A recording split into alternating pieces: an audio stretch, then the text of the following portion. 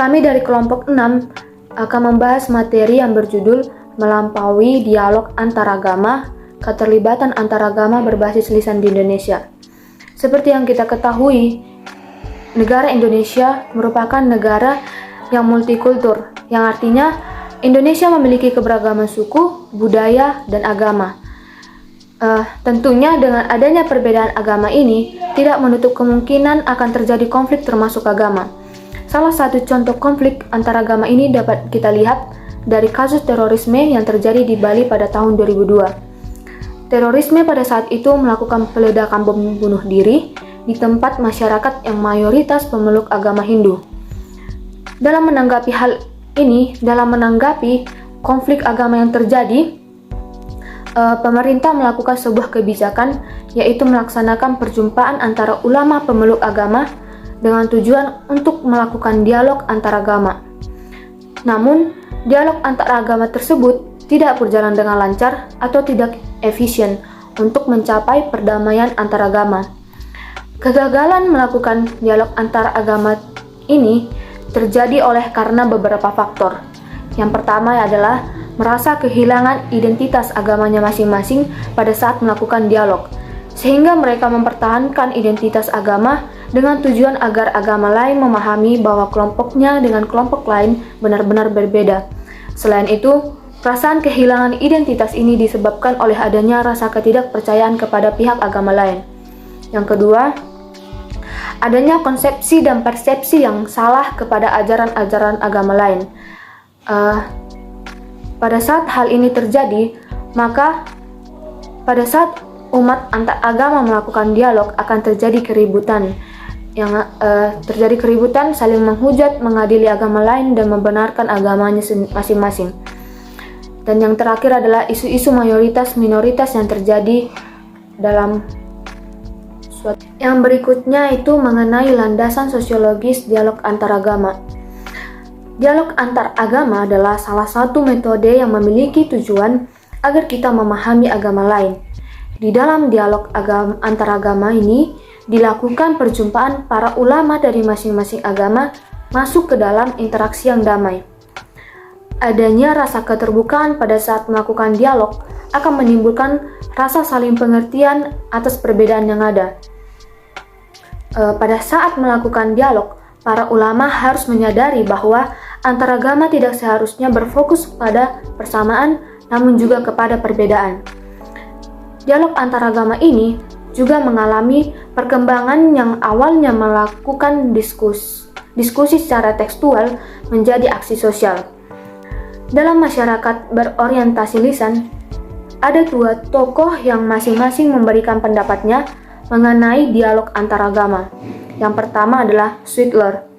Sweetler berpendapat bahwa dialog dilakukan melalui kepala, tangan, dan hati. Hal ini dilakukan untuk menunjukkan aspek keseluruhan dari dialog antaragama. Dialog kepala memiliki maksud kepada kemampuan untuk belajar melalui agama-agama lain. Dialog tangan memiliki maksud mau menciptakan kebersamaan dan bekerja sama dengan orang lain untuk menyembuhkan dunia. Dialog hati memiliki maksud pemeluk-pemeluk agama harus menyediakan tempat untuk bisa menghargai dan menerima ajaran-ajaran serta tradisi-tradisi dari agama lain. Tokoh yang kedua adalah Peter Pan. Peter Pan mengungkapkan dialog antar agama dan pluralisme di Asia harus disesuaikan dengan keadaan sosial dan budaya di Asia, yaitu budaya yang pertama, budaya dengan ragam ekspresinya. Yang kedua, budaya agama dengan kitab sucinya, tradisi lisan, ritual, dan religiositas populernya. Yang ketiga, gerakan sosial, khususnya gerakan perempuan, suku, ekologi, kaum miskin, dan populer. Kedua tokoh ini melihat bahwa masyarakat erat dengan budaya lisan atau berorientasi lisan, terutama di Indonesia. Kelisanan memiliki fungsi dalam melakukan interaksi bersama dan keterlibatan mereka dalam melakukan sosial. Tantangan yang ada di Indonesia ada dua, yaitu yang pertama tentang peraturan pemerintah dan yang kedua tentang fundamentalis masyarakat. Fundamentalis itu semacam pemikiran yang menganggap dirinya benar sendiri, atau apapun itu tentu kembali ke ajarannya saja yang benar. Jadi kalau dari pemerintah, contoh tantangannya itu tentang undang-undang yang mendiskriminasi kelompok minoritas agama asli atau lokal. Seperti yang kita ketahui bahwa agama lokal di Indonesia mendapat tempat yang sangat kecil begitu. Dan agama resmi hanya ada 6 yang disahkan. Ke-6 itu juga semuanya agama asing yang masuk ke Indonesia. Kalau kita tarik dari sisi historisnya, pada masa itu juga transisi dari Soekarno ke Soeharto itu, orang-orang penganut aliran kepercayaan lokal diwajibkan untuk memilih dari ke-6 negara itu. Ini kan artinya ada pemaksaan kepada mereka, tidak ada kebebasan untuk memilih kepercayaan-kepercayaan tertentu, sehingga memunculkan diskriminasi kepada kaum minoritas, yaitu kaum agama asli atau agama lokal. Yang kedua itu ada intervensi mayoritas mempengaruhi keputusan. Ini diambil dari contoh Ahok, bagaimana suara terbesar itu dalam suatu kelompok itu dapat mempengaruhi keputusan hukum kepada kelompok yang lebih kecil. Ketika kelompok yang besar ini bersuara, maka bisa menggerakkan keputusan hukum. Karena adanya ketakutan atas intervensi dalam jumlah yang besar tersebut, sehingga yang kecil ini menjadi korban, begitu. Padahal baik golongan kelompok besar maupun golongan kelompok kecil itu memiliki hak suara yang sama. Tetapi karena jumlahnya lebih banyak yang mayoritas, justru hanya mereka yang didengarkan. Dan tantangan yang ketiga dari peraturan yaitu perkawinan beda agama yang belum diperbolehkan melalui hukum. Ini menjadi tantangan juga dalam hubungan antar agama, bahwa pernikahan beda agama ternyata bisa menjadi salah satu cara untuk menjalankan relasi antar agama, karena ketika kedua agama menjadi satu dalam keluarga, maka hubungan itu terjadi hubungan baik. Sehingga baik dalam pasangan maupun keluarga besar menjalin relasi yang melewati batas-batas agama tadi. Sehingga itu sebenarnya bisa menjadi landasan sebagai upaya hubungan antara agama. Selain dari aturan-aturan tadi, ada juga tantangan-tantangan fundamentalis, yaitu pemikiran, seperti peningkatan jumlah pemeluk agama yang radikal, seperti ISIS. Pendukung ISIS di Indonesia itu terus meningkat, artinya semakin banyak orang-orang radikal, maka ini juga menjadi tantangan bagi kita dalam memupuk hubungan antar agama di Indonesia. Selanjutnya, Rohis dan Roh Kris, yang seharusnya saling bergandengan untuk membina umat Kristen dan umat Muslim. Ini justru menjadi sebuah persaingan. Mereka ingin menampilkan yang terbaik. Ada gengsi di sana. Keduanya ini ingin menjadi yang terbaik. Bukannya hubungan relasi solusi ini menjadi yang terbaik, tapi justru pertarungan yang terjalin di antara keduanya. Selanjutnya, juga pemikiran Islam yang berusaha untuk membuat negara khilafah di Indonesia, dan juga pemikiran Kristen yang cenderung ingin melakukan kristenisasi. Kristenisasi itu semacam mengkristenkan orang. Kan banyak begitu kita melihat fenomena-fenomena yang sangat ambisius untuk mengkristenisasi orang, sementara untuk apa begitu? Yang dia sudah punya kepercayaannya, kenapa kita harus mengkristenisasi orang tersebut? Nah, itulah teman-teman tantangan-tantangan hubungan antar agama di Indonesia. Dalam ritual untuk menciptakan rasa berkomunikasi dengan orang lain, kami mengambil 3 kota di Indonesia, yaitu Maluku, Solo, dan Toraja, sebagai tempat terjadinya budaya lisan di Indonesia yang berfungsi sebagai pencipta hubungan relasi dan solidaritas antar agama. Dalam konteks Maluku, setelah konflik tahun 1999 sampai 2004, ada ritual yang menciptakan rasa solidaritas, dan ritual ini memunculkan suatu komunitas. Di Maluku, ritualisasi berfungsi sebagai ruang mental yang dapat dibagikan oleh umat Kristen dan Muslim setelah terjadinya kerusuhan sosial. Budaya Maluku memiliki apa yang disebut pela atau jaringan budaya Maluku, dan mencakup ritual yang dirancang untuk menciptakan masa lalu ke masa kini. Ritual ini memungkinkan orang dan komunitas untuk mencintai masa kini dan mengantisipasi masa depan. Ritualisasi memungkinkan orang untuk memberi dan mempengaruhi pemahaman mereka tentang jaringan budaya pela agar lebih baik. Pela biasanya dilakukan dalam pertunjukan ritual di acara budaya lintas agama, di mana orang-orang dari berbagai desa dan latar belakang agama yang berbeda berkumpul untuk melihat pertunjukan ritual ini dan memiliki fungsi sebagai landasan bersama bagi komunitas Muslim dan Kristen. Pela biasanya berlangsung di jalan-jalanan desa seperti Desa Morela yang merupakan desa Muslim, Waisoya dan Kaibob yang merupakan desa Kristen. Orang-orang ini berbaris di jalan-jalan sebagai kebangkitan memori pertunjukan.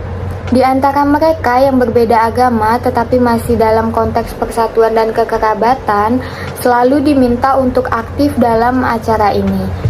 Ritual di Maluku menyatukan masyarakat yang terkena dampak dan membuka jalan bagi pemulihan sosial pasca konflik. Ibu kota Ambon, yaitu Maluku, menunjukkan fragmentasi karena kesamaan. Fragmentasi ini muncul dalam imajinasi sejak konflik dengan perjanjian Marino 11 yang menyelesaikan sengketa mereka pada tahun 2002 yang hanya berlaku di tingkat elit. Perjanjian tersebut memiliki mandat untuk menyeimbangkan kekuatan antara Muslim dan Kristen dalam rekrutmen politik dan pendidikan. Dalam membentuk kebijakan di tingkat lokal, kesepakatan ini seharusnya bertujuan untuk menyelesaikan konflik. Tetapi kesepakatan ini malah memperpanjang konflik dan mengadu masyarakat dalam permusuhan. Ritualisasi sebagai jembatan relasi antar agama ternyata tidak hanya terjalin di daerah dengan populasi mayoritas Kristen saja, tetapi terjadi juga pada wilayah dengan mayoritas populasi Muslim di kota Solo, Jawa Tengah. Di kota Solo sendiri mungkin dianggap kurang toleran karena menjadi rumah bagi berbagai kelompok radikal Islam seperti Pesantren Al-Mukmin, Jamaah Ansharut Tauhid, Front Pemuda Islam Nusantara, dan Majelis Mujahid Indonesia. Meski demikian, ada sebuah ritual yang terjadi di kota Solo yang dapat dijadikan sebagai tempat hubungan antar agama terjalin dengan baik, yaitu kegiatan halal bihalal. Bahwa halal bihalal adalah kegiatan yang didasari dengan silaturahmi untuk saling meminta maaf karena memadukan tradisi Jawa dan ajaran Islam. Pendapat itu dikemukakan oleh Clifford. Ritual halal bihalal dilaksanakan tanpa memandang latar belakang agama. Artinya, seluruh agama bisa mengikutinya dan relasi terjalin dengan baik antar agama dalam ritual ini. Halal bihalal bertujuan untuk mempererat tali silaturahmi antar keluarga dengan berkumpul dan bercengkerama lalu melakukan makan bersama. Dalam pelaksanaannya, setiap orang boleh berdoa dengan kepercayaannya masing-masing, baik berdoa dengan cara Islam, Kristen, maupun kepercayaan lainnya. Pada titik ini, halal bihalal menjadi sebuah ritual yang mempraksai terjadinya relasi antar agama di kota Solo dan terus-menerus hingga kini. Baik, selanjutnya saya akan menjelaskan ritual berbasis lisan yang ada di kota Toraja. Seperti yang kita ketahui bersama bahwa di kota Toraja terdapat satu aliran agama yang disebut dengan Aluk Tadulu. Salah satu ritualnya yaitu disebut juga dengan Rambu Solo. Rambu Solo ini merupakan sebuah kegiatan memberikan korban kepada orang yang telah meninggal. Nah, dalam upacara ini ada yang dikenal dengan istilah Tominaa atau dalam bahasa Indonesia dapat dikatakan juga sebagai hubungan orang mati dengan pemberi korban. Jadi dipercaya bahwa sang pemberi korban akan memiliki hubungan dengan orang tujuan dari korban tersebut atau orang yang telah mengalami kematiannya. Nah, dalam pelaksanaan upacara ini tidak memandang agama dan latar belakang agamanya begitu, sehingga seluruh agama dapat melakukan upacara ini atau dapat memberikan korban kepada orang yang telah meninggal tersebut. Nah, hal ini menjadi dasar dari hubungan antar agama yang terjadi di ritual ini gitu. Bagaimana seluruh agama berkumpul melakukan ritual ini dan terjadinya hubungan di antara agama. Dan juga ritual ini dapat menjadi pengingat akan memori kolektif orang-orang di Toraja. Bagaimana mereka merasa atau menyadari bahwa mereka berasal dari satu leluhur yang sama, sehingga di antara mereka itu ada rasa kebersamaan. Karena berasal dari sumber yang sama, ada rasa keterikatan di antara mereka, rasa kepemilikan yang sama dari masa lampau hingga masa sekarang, sehingga agama itu bukan jadi sebuah perbedaan, tetapi di dalam perbedaan agama itu mereka merasa ada persamaan, yaitu dari leluhur yang sama itu tersebut, sehingga hubungan yang terjadi merupakan hubungan yang baik dan hubungan yang damai tanpa memandang adanya perbedaan agama. Baik, kesimpulan kami yang pertama, dalam mendialogkan agama, kita harus menyadari bahwa Indonesia itu memiliki beragam agama, dan hal ini dapat memicu adanya konflik di antara keberagaman agama tersebut. Memang telah ada upaya yang dilakukan oleh pemerintah dengan dialog antar agama, tetapi itu tidak mengakar kepada masyarakat karena hanya berhenti pada pemimpin-pemimpin agama tersebut. Dan kami menganggap cara tersebut tidak efektif. Nah, lalu ada sebuah cara yang berbasis lisan yang dapat memperkuat hubungan antar agama hingga ke struktur masyarakat bawah sehingga dapat mengakar, seperti ritual-ritual yang dilakukan di Maluku, Toraja, dan Jawa. Nah, seperti yang kita ketahui juga bahwa ritual itu menjadi bagian yang tidak terpisahkan dari budaya Timur atau juga disebut Indonesia di dalamnya. Dan di dalam ritual tersebut terjadinya relasi antar agama, karena ritual yang dilaksanakan tidak memandang agama, sehingga terjadinya hubungan antar agama tanpa diskriminasi. Nah, ketika dialog antar agama yang tadi tidak dapat mengakar kepada masyarakat bawah, maka tradisi lisan bisa menjadi jawaban mengenai konflik antar agama yang kerap kali terjadi pada masyarakat beragama. Secara disadari maupun tidak, dalam pelaksanaan ritual yang terjadi di Indonesia dapat menciptakan rasa solidaritas antar agama yang melampaui dialog antar agama. Solidaritas ini yang harus dipertahankan demi hubungan antar agama yang kondusif.